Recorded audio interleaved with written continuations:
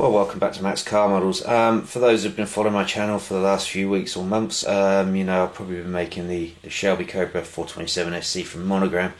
That's come to a point where I've now stopped for the winter on it, which is a pity. I shall proceed with it slowly, but at the moment I'm just having a bit of a stop. So I thought for Christmas I'm going to do myself a nice quick build, and I picked up one of these kits. It's the Revell Star Wars X-Fighter 03601. Tiny little model. It's only got 21 parts. It's going to be about 100mm or about 4.5 inches in length. So it's 1 in 112 scale. So this is the box, and you know it tells you all the good stuff. You know, this is rare for Revell. They tell you all the colours you need on this box, and there's not many. It's like 12 colours. So that's a tiny little box. I only paid a few pounds for this.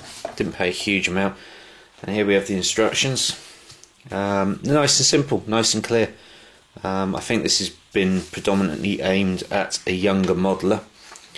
And I'm looking forward to seeing what fun I can do. So we've got all the basic instructions. So yeah, I can see this is a more of a younger modeler's kind of model, and it's just basically teaching you the primary steps. Basic instructions. We've got a paint chart here which is coloured, which makes life a bit easier. What we've got, 2, 4, 6, 8, 10 colours here, so it's not too bad. Sprue layout, where everything is. So it looks like there's only 3 sprues in this one. And then we come into the instructions. Pilot painting, cockpit, top fuselage, got the X-wings here, and to paint those. And it's really quite clear, quite detailed instructions on this, unlike the normal black and white printed ones. So yeah, you know, this is the cockpit. There's the R2 unit. Okay, you put the R2 in. It is down in here, and if we have a look at the next one, and here's the general layout of the X-wing fighter. So yeah, I would say this has been aimed at more of a younger modeler. We've got some nice, really crisp, clear decals. They're not too heavyweight, but they're not too thin and flimsy. So I shall use some of those, but not all of them. And then we have the fuselage section. It's done in a very light grey. So in theory you wouldn't actually have to paint this model if you were going to make it. I will, because I shall put an undercoat on this, and I shall use my regular undercoat now, which is the Vallejo Surface Primer, which is a really good one. Needs a bit of thinning down in the airbrush, but it's excellent. So what have we got here? We've got the R2 unit.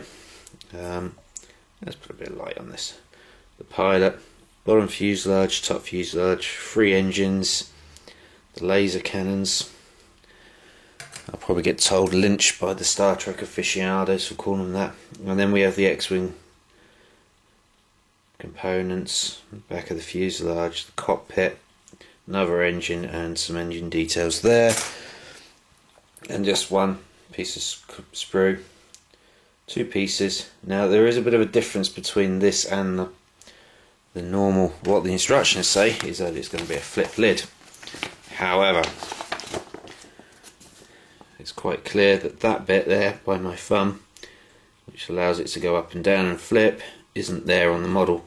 So I'm not too worried about that, to be quite honest. There's a bit of discrepancy what's going on in the instructions here and here, but you know, it's a model. It's going to be fun.